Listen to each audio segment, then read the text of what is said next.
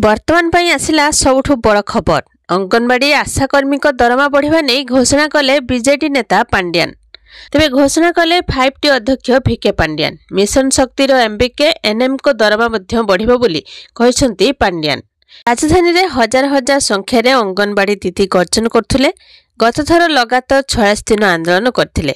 तेबे दाबी पूरण पई सरकार लिखित प्रतिश्रुति देथिले किंतु एजाय पूरण होई नथिला। दाबी पूरण पई भुवनेश्वर रे एकजुट होई आंदोलन को उल्लाइथिले हजार हजार अंगनवाड़ी दीदी। विधानसभा सम्मुख रे जोरदार विक्षोभ चलिथिला। बारंबार सरकार को सह आलोचना पर मिलिथिला लिखित प्रतिश्रुति हेले ना पारिश्रमिक वृद्धि होउथिला ना पूरण होउथिला अन्य दाबी। तेबे राज्य सरकार दरमा बढ़ाइबे बोली घोषणा करछंती। मधुबाबू पेंशन मध्य वृद्धि करा जिवो बोली 5T अध्यक्ष स्पष्ट करछंती।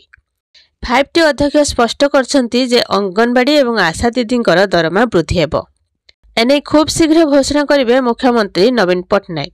सूचनायोग्य जे 10 दफा दाबी रे निजर हक पई आशाकर्मी और अंगनवाड़ी कर्मी विक्षोभ करथिले।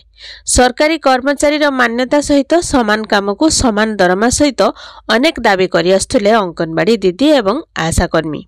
दिनिकिया आंदोलन पर राज्य सरकार को सह संघर प्रतिनिधि मंडली आलोचना करथिला जे प्रतिश्रुति पूरण दिगरे सरकार पदक्षेप ननेले आगामी दिन में भुवनेश्वर रे चक्काजाम कराजिबो बोली चेतावनी देथिला संघ। तो से सबुर दाबी पूरण हेबाकू जाउछि।